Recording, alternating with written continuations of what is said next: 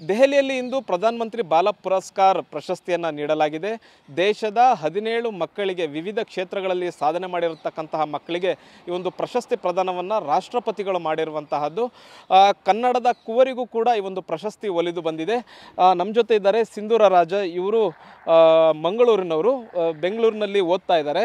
ಇವರಿಗೂ ಕೂಡ ಪ್ರಶಸ್ತಿ ಬಂದಿರುವಂತಹದ್ದು. ವಿಜ್ಞಾನದ ಆವಿಷ್ಕಾರಕ್ಕೆ ಇವರಿಗೆ ರಾಷ್ಟ್ರಮಟ್ಟದ ಪ್ರಶಸ್ತಿ ಬಂದಿದೆ. ಇಡೀ ಕುಟುಂಬ ಇವತ್ತು ಬಂದಿರುವಂತಹದ್ದು. ಇವರಿಗೆ ಇವತ್ತು ರಾಷ್ಟ್ರ ಮಟ್ಟದ ಪ್ರಶಸ್ತಿ ದೊರಕಿದೆ. ಮತ್ತು ರಾಷ್ಟ್ರಪತಿ ದ್ರೌಪದಿ ಮುರ್ಮು ಅವರು ಇವರಿಗೆ ಪ್ರಶಸ್ತಿ ಪ್ರದಾನವನ್ನು ಮಾಡಿದ್ದಾರೆ. ಮತ್ತು ಪ್ರಧಾನಿ ನರೇಂದ್ರ ಮೋದಿ ಅವರು ಕೂಡ ಇವರ ಜೊತೆಗೆ ಚರ್ಚೆಯನ್ನು ಮಾಡಿದ್ದಾರೆ. ಇವ್ರನ್ನ ಮಾತಾಡಿಸ್ತಾ ಹೋಗ್ತೀನಿ. ಮೇಡಮ್, ನೀವು ಒಂದು ವಿಶೇಷವಾದಂತಹ ಒಂದು ಆವಿಷ್ಕಾರವನ್ನು ಮಾಡಿದಿರಿ, ಅದಕ್ಕೆ ನಿಮಗೊಂದು ಈ ಪ್ರಶಸ್ತಿ ಬಂದಿದೆ. ಹೇಗೆ ಅನ್ನಿಸ್ತಾ ಇದೆ? ನನಗೆ ನನ್ನ ಕಮ್ಯುನಿಟಿ ಹಾಗೂ ಕರ್ನಾಟಕದಲ್ಲಿದ್ದ ಎಲ್ಲರಿಗೂ ಒಂದು ಸೆನ್ಸ್ ಆಫ್ ರೆಸ್ಪಾನ್ಸಿಬಿಲಿಟಿ, ಅವರನ್ನೆಲ್ಲ ಅಪ್ಲಿಫ್ಟ್ ಮಾಡಬೇಕು, ಅವರನ್ನು ಹೆಲ್ತ್ ಕೇರ್ ರಿಲೇಟೆಡ್ ಇಶ್ಯೂಸಿಗೆ ಇದು ನಾವು ಟ್ಯಾಕಲ್ ಮಾಡಿ ಅವರನ್ನು ಅಪ್ಲಿಫ್ಟ್ ಮಾಡಬೇಕಂತ ಇದೆ. ಮತ್ತು ನಿಮ್ಮದು ಯಾವ ಮುಖ್ಯ ಆವಿಷ್ಕಾರಕ್ಕೆ ನಿಮಗೊಂದು ಪ್ರಶಸ್ತಿ ದೊರಕಿದೆ? ನಿಮ್ಗೆ ಯಾವ ಒಂದು ಸಬ್ಜೆಕ್ಟ್ ನೀವು ಸ್ಪೆಷಲೈಸೇಷನ್ ಪಡೆದಿದ್ದೀರಿ ಅಂತ? ನಾನು ಬಯೋಮೆಡಿಕಲ್ ಎಂಜಿನಿಯರಿಂಗ್ ಹಾಗೂ ಬಯೋಮೆಡಿಸಿನಲ್ಲಿ ನಾನು ತುಂಬ ಪ್ರಾಜೆಕ್ಟ್ಸ್ಗಳ ಮೇಲೆ ನಾನು ಕೆಲಸ ಮಾಡಿದ್ದೇನೆ. ಅದರಲ್ಲಿ ಒಂದು ಪಾರ್ಕಿನ್ಸನ್ಸ್ ಪೇಷಂಟ್ಸ್ ಅಂದರೆ ಕೈ ನಡುಗುವವರಿಗೆ ಒಂದು ಸೆಲ್ಫ್ ಸ್ಟೇಬಿಲೈಸಿಂಗ್ ಸ್ಪೂನ್ ಆವಿಷ್ಕರಿಸಿದ್ದೇನೆ. ಅದು ನಿಮ್ಮ ಕೈ ನಡುಗುವುದನ್ನು ನಿಲ್ಲಿಸಿ ಅವರಿಗೂ ತಿನ್ನಲು ಅಂತ ಇದು ವ್ಯವಸ್ಥೆ ಆಗಿದೆ. ನಿಮ್ಮ ಜೊತೆ ಪ್ರಧಾನಿ ನರೇಂದ್ರ ಮೋದಿ ಅವರು ಕೂಡ ಇವತ್ತು ಚರ್ಚೆ ಮಾಡಿದ್ರು, ಮಾತುಕತೆ ನಡೆಸಿದ್ರು. ಏನು ಹೇಳಿದ್ರು ನಿಮ್ಮ ಇದಕ್ಕೆ? ನಾನು ಅವರ ಹತ್ರ ನನ್ನ ಪ್ರಾಜೆಕ್ಟ್ಸ್ಗಳ ಬಗ್ಗೆ ಹಾಗೂ ನಾನು ಮುಂದೆ ಇಂಡಿಯಾವನ್ನು ಐರಿಸಲ್ಲಿ ನನಗೆ ಮುಂದೆ ಅದೊಂದು ನ್ಯಾಷನಲ್ ಫೇರ್, ಅಲ್ಲಿ ನನಗೆ ಒಂದು ಅವಾರ್ಡ್ ಸಿಕ್ಕಿದೆ. ಹಾಗೆ ನಾನು ಮುಂದೆ ರಿಜೆನರಾನ್ ಐಸೆಫ್ ಕೊಲಂಬಸ್ ಒಹಾಯೋದಲ್ಲಿ 2025 ನಡೆಯಲ ಒಂದು ಸೈನ್ಸ್ ಫೇರಲ್ಲಿ ನಾನು ಇಂಡಿಯಾವನ್ನು ರೆಪ್ರೆಸೆಂಟ್ ಮಾಡುತ್ತಿದ್ದೇನೆ. ಸೊ ನಾನು ಅದರ ಬಗ್ಗೆಯೂ ಹೇಳಿದೆ.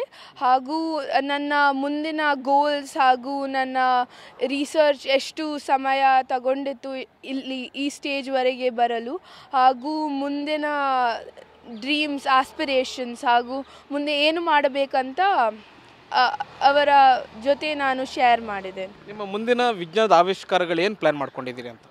ನಾನು ಮುಂದೆ ನನಗೆ ರಿಸರ್ಚಿಗೆ ಹೋಗಬೇಕಂತ ಇದೆ.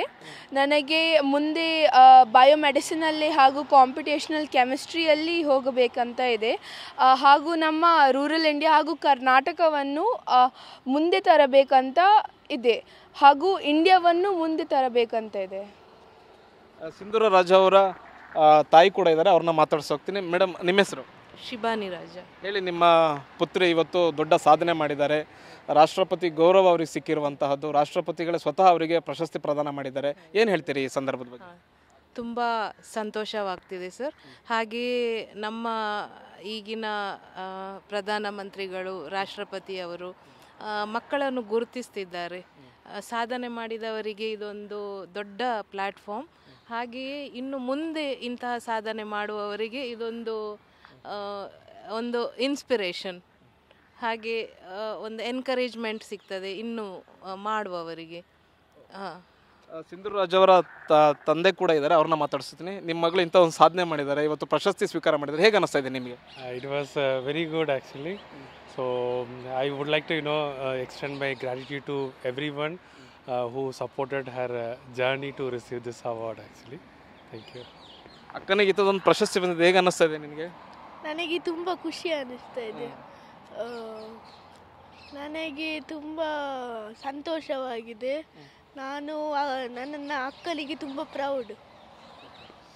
ಇದು ಸಿಂಧೂರ ರಾಜ್ ಅವರ ಪೂರ್ತಿ ಕುಟುಂಬ ತಮ್ಮ ಅಭಿಪ್ರಾಯವನ್ನು ವ್ಯಕ್ತಪಡಿಸ್ತಾ ಇರುವಂತಹದ್ದು. ಕ್ಯಾಮ್ರಾ ಪರ್ಸನ್ ಅಜಯ್ ಜೊತೆಗೆ ಹರೀಶ್, TV9 ನವದೆಹಲಿ.